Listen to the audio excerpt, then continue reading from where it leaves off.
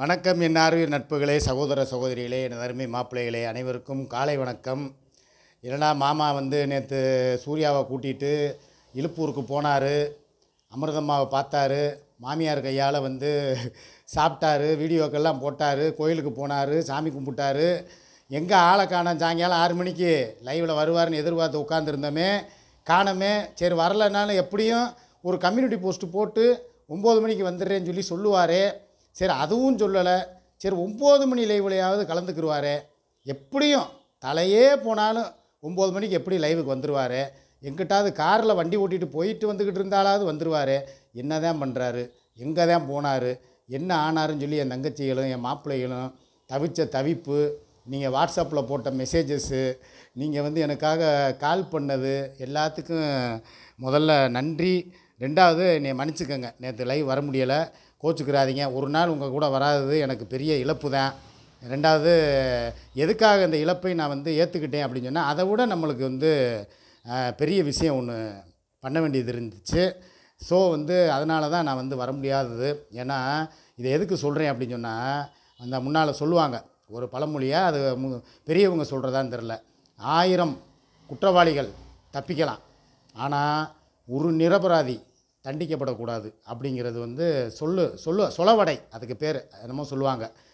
அதை மாதிரி 1000 குற்றவாளிகள் தப்பிக்கலாம், ஒரு நிரபராதி தண்டிக்கப்படக்கூடாது. ஆனால் இங்கே 1000 குற்றங்களையும் செஞ்சது ஒரே ஒரு குற்றவாளி, 1000 தவறுகளை ஒரே ஆள் செஞ்சுருக்கு.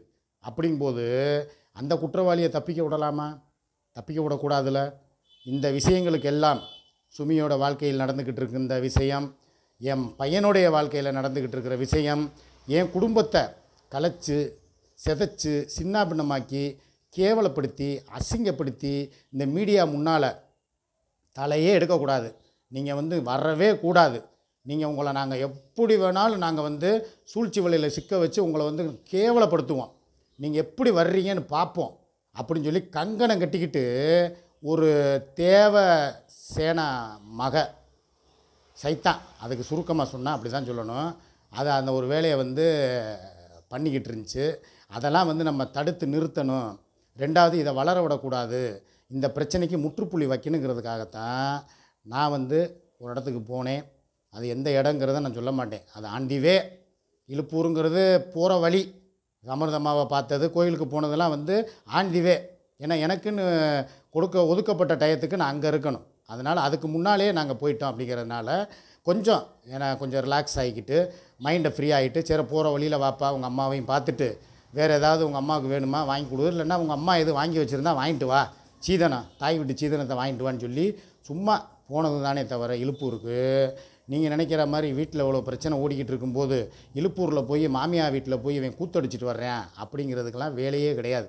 நான் எங்கே போனேன், என்ன பண்ணேன், என்ன பண்ணிக்கிட்டு இருக்கேன் அப்படிங்கிறது எல்லாமே பரம ரகசியம்.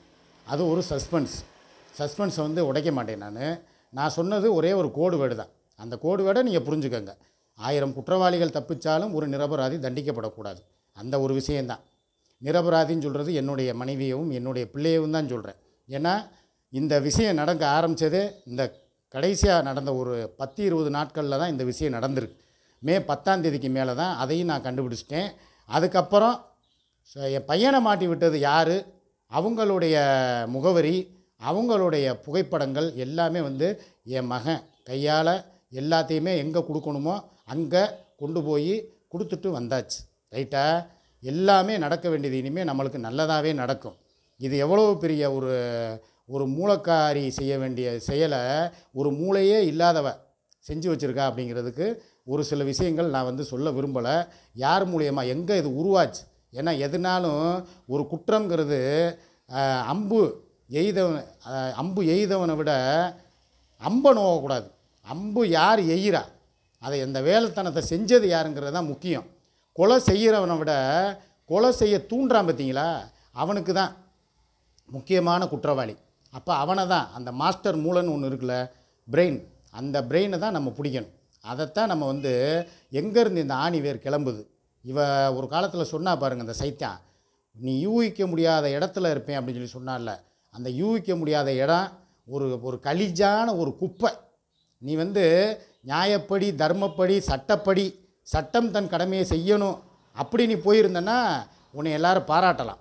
சரி, இவங்க மேலே குற்றம் இருந்துச்சு, இந்த குற்றத்துக்கு உண்டான ஆதாரம் இருந்துச்சு, இதனால் நம்ம வந்து எங்களுக்கு எனக்கோ என் மனைவிக்கோ என் மகனுக்கோ யாருக்கோ தண்டனை கிடச்சிருந்தா சூப்பர் ரைட்டு, சட்டம் மூலியமாக நீ போன அப்படின்னு சொல்லி நாங்களே தலை வணங்கி அதுக்கு கட்டுப்பட்டு போயிருப்போம்.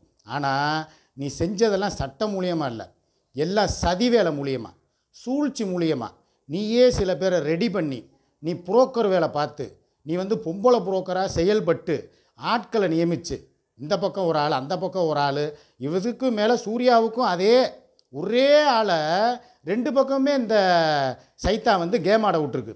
சூர்யா பக்கமும் அதே அந்த சுமி விழுந்த வலையில் சிக்க வைக்கிறதுக்காக சூர்யாவுக்கும் ஒரு வலை விரிச்சிச்சு. அந்த வலையில் சூர்யா சிக்கலை தப்பிச்சிட்டா. ஆனால் சுமி வந்து அப்பாவி தேவையில்லாமல் அதில் போய் மாட்டிக்கிருச்சு.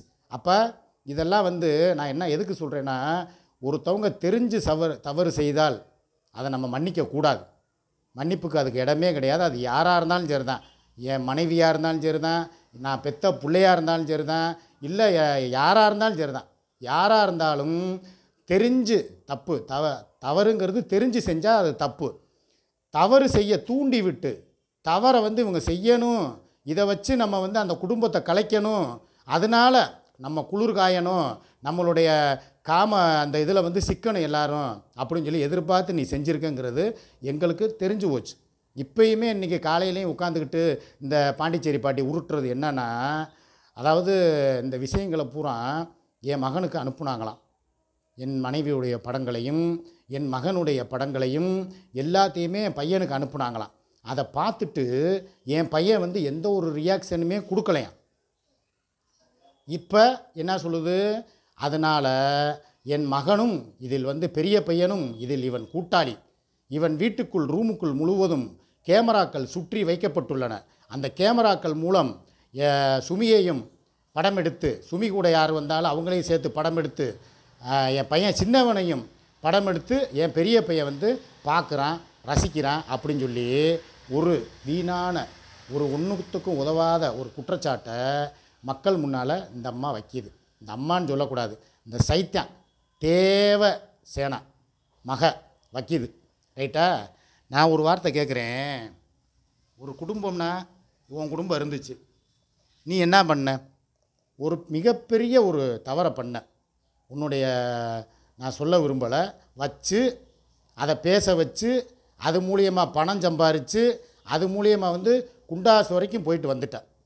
அதை கண்டிக்க வேண்டியது யார்? உன்னுடைய கணவர். அந்த கணவரையும் அதுவும் உடந்த. ஆக குடும்பமே சேர்ந்து ஒட்டுமொத்தமாக மேட்ரோமோனியில் பிரார்த்தனம் பண்ண ஒரு குடும்பம். நீ வந்து என் குடும்பத்தில் வந்து அவன் கண்டிக்கலை இவன் கண்டிக்கலை உன் மகன் கண்டிக்கலை அவனும் உடந்த அப்படின்னு சொல்லி சொல்கிறியே, நீ என்னென்ன பண்ணங்கிறது ஏட்டு இஜெட்டு நான் என் பையன்கிட்ட சொல்லிட்டேன். டேய், அம்மாவை தேவையில்லாமல் சூழ்ச்சி வேலையில் சிக்க வைக்கிறதுக்காக இந்த ஆள் செஞ்ச வேலை. நீ சொல்லியிருக்கீல்ல ஏற்கனவே, என் மகனை ஏற்கனவே நிறைய திட்டியிருக்க. என் மகனுக்கும் தெரியும் உன்னை யாருன்னு. என் மருமகளை வந்து வண்டியில் அங்கேருந்து போகும்போது வண்டியில் தள்ளி விட்டு கொண்டுட்டான்னு சொன்னதே நீ தான். என் பேரை மேலே பேசுனதும் தெரியும் என் மகனுக்கு. என் மருமகளை அபாண்டமாக பழி போட்டதும் தெரியும். அப்பேற்பட்ட நீ ஒரு குற்றவாளி, நீ ஒரு அக்யூஸ்டு. நீ சொல்கிறத நீ தான் இதில் சூழ்ச்சி வேலை பின்னுங்கிறத நான் என் மகன்கிட்ட விளக்கமாக விவரமாக சொன்னேன். தம்பி, இந்த மாதிரி தேவையில்லாமல் அம்மா பேரையும் தம்பி பேரையும் கெடுக்கிறதுக்காக தாண்டா இந்த சைத்தான் இந்த பண்ணிக்கிட்டு இருக்கடா, தேவசேனா பண்ணிக்கிட்டு இருக்கடா அப்படின்னு சொல்லி என் மையன்கிட்ட நான் விளக்கமாக சொன்னேன். என் மையன் அதை புரிஞ்சுக்கிட்டேன். இப்போ நீ வந்து இதுக்கு ரியாக்ட் கொடுத்தா ஒரு மாதிரி உன்னைய பேசுவாளுங்க. நீ கொடுக்காம நீ இதை கடந்து போயிட்டேன்னா அடுத்து உன்னே என்ன சொல்கிறாங்கிறத பாரு. நான் சொன்னதை அப்படியே நடக்கும் பாடுறா, நீ இதுக்கு உடந்தன்னு சொல்லுவா. ஏன்னா ஏற்கனவே நீ வந்து உன்னுடைய ஸ்டுடியோவில் கஞ்சா கடத்தினேன்னு சொல்லி சொன்னது இவ தான். அப்படி இருக்கும்போது இப்போ நம்ம வீட்டுக்குள்ளே கேமரா வச்சுருக்கேன்னு சொல்லி நான் கெஸ் பண்ணி சொன்னேன். இப்போ நீ உன்னை எப்படி பழி போடுவான்னு பார்க்குறியா? உன் வீட்டில் மாடியில் வந்து நீ கேமரா பூரா ஃபிட் பண்ணி வச்சுருக்க, அதில் பார்த்து நீ ரசிக்கிறேன்னு சொல்லி உன்னையே சொல்லுவாடா, உன் மேலேயும் பழியை போடுவாடான்னு சொல்லி நான் சொன்னேன். அதே மாதிரி அவன் ரியாக்டே கொடுக்கலன்னு ஒன்று அடுத்த நிமிஷம் என் மகனையும் பெரியவனையும் இதில் வந்து உடந்த, அவங்க ஆத்தாக்காரி பண்ணுறதுக்கு உடந்த, அவன் பிள்ளை தம்பி பண்ணுறதுக்கு உடந்த அப்படின்னு சொல்லி என் மயன் மேலே பழிய தூக்கி போடுறேன். நான் ஒன்று சொல்லவா, உனக்கு எந்த குடும்பமும் சந்தோஷமாக இருந்துடக்கூடாது. என் மனைவியை வந்து இப்படியே கலங்கடிச்சு அவளை வந்து தூக்கில் தொங்க வைக்கலாம், அவளை வந்து மருந்தை குடித்து அவள் சாவணும், இந்த யூடியூப்புக்கே வரக்கூடாது, இப்படியே ஒதுங்கி ஓடிடணும் சுமி, அப்படிங்கிறதுக்கு தான் நீ இவ்வளவு வேலைத்தனத்தையும் நீ பண்ணின. எவ்வளவோ நீ வந்து சுமியை மன உளைச்சல் கொடுத்த, டார்ச்சர் பண்ண. அதே மாதிரி என் பையனையும் நான் வந்து எதனால் யார் மேலே அன்பு வச்சுருப்பேன்? சரி, பொண்டாட்டி தான் நீ தப்பானவன்னு சொல்கிற, அப்போ பிள்ளைங்க மேலே வந்து அவன் பாசமாக இருப்பேன், பிள்ளைக்கு ஒன்றுனா துடிப்பேன், அவன் மன உளைச்சலில் அவனும் செத்துருவேன், தற்கொலை பண்ணிக்கிடுவேன், இல்லைன்னா மருந்தை குடிப்பேன், இல்லைன்னா சண்டை போட்டு கட்டி நாறுவேன், குடும்பமே அடிச்சுக்கிட்டு கலைஞ்சிரும். நம்ம குடும்பம் 4 பக்கம் செதறி கிடக்கும்போது இவன் குடும்பம் எப்படி சந்தோஷமாக இருக்கிறது? இவன் எப்படி ஒரே நாளில் வந்து எல்லாத்தையும் மறந்துட்டு லைவுக்கு வர்றா, ஷார்ட்ஸு போடுறா, ரீல்ஸு பண்ணுறா? இவ புள்ள வந்து இன்ஸ்டாகிராமில் அப்படி இருந்தான்னு சொன்னால், இப்போ விஜய் பிறந்த நாளைக்கு வந்து ஃபேஸ்புக்கில் வந்து ரீல்ஸு போட்டிருக்கேன், விஜய் பிறந்த நாளைக்கு வாழ்த்து சொல்கிறேன் அப்படின்னு சொல்லி உனக்கு எரியுது. அப்போ நீ என்ன பண்ணணும்? பொறாமையில் எங்கேயாவது போய் நான் வேறு மாதிரி கேட்டுருவேன், சரியா? நீ நினச்சது நடக்காது, ரைட்டா? பொறாமையில் நீ போய் உன் இஷ்டத்துக்கு என்ன வேணாலும் பண்ணிக்க, அதுக்கு போய் வேறு மாதிரி சொல்லுவேன். என் வாயில் அது வரக்கூடாது, சொல்லக்கூடாது, நீயே புரிஞ்சுக்க, ரைட்டா? ஆக குடும்பங்களைக்கிறது நீ, ஒட்டுமொத்த குற்றங்களையும் புரிஞ்சுட்டு உடம்பு கூசாமல் உட்கார்ந்துருக்கிறது நீ. நாங்கள் ஏன் இதுக்கெல்லாம் கவலைப்படணும்? என் குடும்பம் ஏன் இதுக்கு கவலைப்படணும்? எல்லாமே சூழ்ச்சி, எல்லாமே சதிங்கிறது மக்கள் பார்த்து எல்லாருக்கும் உணர்ந்துட்டாங்க. சுமிமா, நீ வந்து தேவையில்லாத வலையில் போய் சிக்கிட்டமா, தேவையில்லாத வந்து பிரச்சனைகளை நீ மாட்டிட்டமா, நாங்கள் இருக்கோம்மா உனக்கு தைரியமாக, உனக்கு நாங்கள் சப்போர்ட் பண்ணுறோம்னு சொல்லி அந்த மருமைங்க வந்தித்தேவன், கிடாக்கரி, இன்னும் வந்து யார் யார் அவங்க ஐடியில் வர்ற எல்லாரையுமே சொல்லுவேன் நான். எல்லாருமே வந்து தங்கச்சிகள், சுமியோடைய தங்கச்சிகள் எல்லாருமே வந்து அக்கா நாங்கள் இருக்கோம், நீங்கள் கவலைப்படாதீங்க, தைரியமாக நில்லுங்க அப்படின்னு சொல்லி ஆறுதல் கொடுத்து அவங்கள வந்து தேத்தி வச்சு இன்றைக்கி மன உளைச்சலேருந்து அவங்க கொஞ்சம் கொஞ்சமாக ரிலீவ் ஆகி வெளியே வர்ற நேரம் நீ உட்காந்துக்கிட்டு உருட்டிக்கிட்டு இருக்க. குடும்பமே சேர்ந்து அப்போ உனக்கு வந்து என்ன நீ நினச்சி நீ பண்ணுனங்கிறது இப்போ வெளியே வந்துருச்சுல. குடும்பத்தில் நிம்மதியாக இருக்கக்கூடாது, எதையாவது ஒன்று பண்ணுவோம், இதை பார்த்துட்டு எவனா தூக்கு போட்டு தொங்கிடுவாங்க, தற்கொலை பண்ணிக்கிடுவாங்க, மருந்தை குடிச்சிருவாங்க, நீ நினச்ச நடக்காது.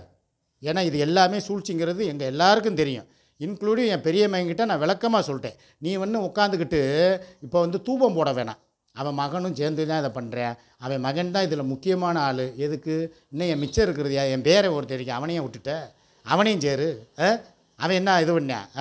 ஆக மொத்தத்தில் நீ தோத்துட்ட. நீ இன்னமும் சொல்கிறேன் நான், உன் பாச்சா வந்து இனி எங்கள் குடும்பத்துக்கே பழிக்காது. நீ எவ்வளோ இது தெரியாமல் ஒரு தடவை போய் உன் சூழ்ச்சி வலையில் போய் சுமி சிக்கிருச்சு, அதிலேருந்து நானும் ரிலீவ் ஆகி கொண்டு வந்துட்டேன். தெரியாமல் என் மையம் போய் சிக்கினேன், அதையும் நான் காப்பாற்றிட்டேன். என் குடும்பத்தை அழிக்க நினச்சா அதிலேருந்து நாங்கள் காப்பாற்றப்பட்டுக்கிட்டோம். நாங்களாம் எங்களுக்குள்ள நீ நினைக்கிற மாதிரி நீ சொல்லுவ, ஐயோ இப்படி ஒரு மானங்கட்ட குடும்பத்தை நாங்கள் பார்த்ததே இல்லை, சி இதெல்லாம் ஒரு குடும்பமா அப்படின்னா நான் உன்னையே சொல்லுவேன், உன்னைய மாதிரி ஒரு மானங்கட்ட ஈத்திர குடும்பத்தை உலகமே பார்த்துருக்காது. நீ ஒரு குடும்பமா? நான் கேட்குறேன், உன் குடும்பத்தில் வந்து யார் ஒரு ஆள் விடாமல் எல்லாம் தப்பு பண்ணிவிட்டு இன்றைக்கி வந்து அப்படியே ஜாலியாக ஐஸ்கிரீமு குலோப்ஜாம் சாப்பிட்டுக்கிட்டு ஏசி ரூமில் உட்காந்து காலாட்டிக்கிட்டு அடுத்த குடும்பத்தை பற்றி பேசிக்கிட்டு இருக்கீங்களே, நீ நாதாரி, நீயே வந்து இன்னும் வந்து உயிர் வாழ்ந்துக்கிட்டு இருக்கும்போது நாங்கள்லாம் வாழ்கிறதுக்கு என்ன, எங்களுக்கு இந்த பூமியில் வாழ்கிறதுக்கு இடம் இருக்குது, நாங்கள் அப்படி ஒன்றும் எந்த ஒரு கொலை குற்றமும் பண்ணலை, எங்கள் குடும்பம் நல்ல குடும்பம் தான், அதை நான் பார்த்துக்கிறேன். எங்கள் குடும்பத்துக்கு சர்டிஃபிகேட்டு நீ கொடுக்க வேணாம், மக்கள் கொடுப்பாங்க, மக்கள் எல்லோரும் கொடுத்துக்கிட்டு தான் இருக்காங்க. உன்னைய காரி துப்புறாங்கல்ல, காலையிலே நீ வந்து உட்காந்த உடனேயே இங்கே பாருங்க காலையில் பேடு கமெண்ட்டாக வருது, வராமல் அப்புறம் என்ன பண்ணு, எதிரியுடைய ஆளுகள் உள்ளே நுழைஞ்சிட்டாங்க, எதிரிகளோட ஆளுகள் நுழையலை, நடுநிலையாளர்கள் நுழைஞ்சிருக்காங்க. ஏமா உனக்கு காலையில் ஒரு வேலை கிடையாதா? 9 மணிக்கு 7-8 மணிக்கு உட்காந்துக்கிட்டு ஒரு குடும்பத்தையே உருட்டிகிட்டு கிடக்குறியே, உனக்கு ஒரு வேலை இல்லையா? போய் வேலையை பாருமா, போம்மா, எங்களுக்கெல்லாம் வேலை கிடக்கு, பொழப்பு தளப்பு இருக்குன்னு சொல்லி பூரா கிளம்பிருச்சுங்க. இது உட்காந்து உருட்டிக்கிட்டு இருக்கு. ஐயோ அவன் குடும்பத்தை ஏதாவது பண்ண நினச்சோமே, எதுவுமே நடக்கலையே, ஐயோ அவன் சிரிக்கிறானே, அவன் சிரிக்க சிரிக்க எனக்கு எரியுதே, சூர்யா கூட சந்தோஷமாக போகிறானே அப்படின்னு சொல்லி உனக்கு எரியுது. அவன் என்னமோ கழுத்தில் போட்டுக்கிட்டு 175 ரூபா, இது 50 ரூபா, இது 7 ரூபாங்கிறாளே அப்படின்னு சொல்லி உனக்கு எரியுது. எல்லாம் எரியணும்ல. அடுத்தவன் குடும்பம் சந்தோஷமாக இருந்தால் அதை பார்த்து சந்தோஷப்படுறவன் குடும்பம் சந்தோஷமாக இருக்கும். அடுத்தவன் குடும்பம் எப்படா நாசமாக போகும், அடுத்தவன் குடும்பத்தில் எப்படா இலவு விழும் அப்படின்னு நினைக்கிறவன் குடும்பத்தில் எல்லா இலவும் விழும், எல்லாமே நிம்மதி இல்லாமல் தான் போகும், குடும்பமே பிரிஞ்சு பிரிஞ்சு பிரிஞ்சு தான் கிடக்கும். அதில் நீ சைத்தான் உன் குடும்பம் எப்படி பிரிஞ்சு தான் கிடக்கும். அப்புறம் உனக்கு வீடு இருக்கா, வாசம் இருக்கா? நீ ஊராக ஒளிஞ்சிக்கிட்டு ஒரு பொந்துக்குள்ளே தெரிகிற ஒரு பெருச்சாளி. உனக்கு எதுக்கு அடுத்த என் குடும்பத்தை பற்றி அக்கறை? என் குடும்பத்தை எப்படி பார்க்கணும் எனக்கு தெரியும். இன்னமும் நீ என்ன பண்ணாலும் அதை நக்கிக்கிட்டு தான் போகும். ரைட்டா? காலம் பூரா நீ நக்கிக்கிட்டே தான் இருக்கணும். எப்படி என் குடும்பத்தை காப்பாற்றணுமோ எனக்கு தெரியும். அதுக்கு உண்டான நடவடிக்கை என்னமோங்கிறத நான் எடுத்துட்டேன். நேற்று ஒரு நாள் என்னால் லைவுக்கே வராமவே இருக்க முடியாது. எப்படினாலும் நான் வந்துடுவேன். அப்படி இருக்கிறவனே லைவு கூட எனக்கு வேணாம். என் தங்கச்சியை கூட என் குடும்பம் முக்கியங்கிறதுக்காக தான் அது கூட நான் ஒரு கம்யூனிட்டி போஸ்ட்டு கூட போடாமல் நிப்பாட்டி வச்சு, ஏன்னா அது போடுறது கூட எனக்கு நேரம் இல்லை. அந்த அளவுக்கு நான் களத்தில் இறங்கிட்டேன். 100க்கு 100 உன்னுடைய யூடியூப் சேனல், உன்னுடைய பேச்சுக்கள், நீ செஞ்ச முயற்சிகள், நீ செஞ்சுக்கிட்டு இருந்த அந்த செக்ஸ் விளையாட்டுக்கள், நீ யாரை வச்சு தூண்டுன, நீ தூண்டி விட்டாள், நீ அந்த ஒருத்தன் குவைத்தா துபாயா வெளிநாட்டில் இருக்கிற அந்த இலங்கை தமிழ் பேசக்கூடிய அந்த ஆள், அதுக்கப்புறம் இன்னொரு ஆள் அனுப்பி விட்டப்பார், அந்த என் மகன்கிட்ட பேச விட்ட அந்த பொண்ணுடைய டீட்டெயிலு எல்லாமே எங்கே கொடுக்கணுமோ சட்டப்படி கொடுத்தாச்சு. கண்டிப்பாக இதுக்கு எல்லாமேத்துக்கு மூளையாக செயல்பட்ட உனக்கு தான் முதல் ஆப்பு அப்படிங்கிறத நான் சொல்லிக்கிறேன். மீதி எதையுமே இப்போதைக்கு நான் சொல்ல விரும்பலை. எல்லாம் ரகசியம் காக்கப்படும். கண்டிப்பாக ஈவினிங் 6 மணி லைவில் இன்னும் நிறையா பேசுவோம். பாய்.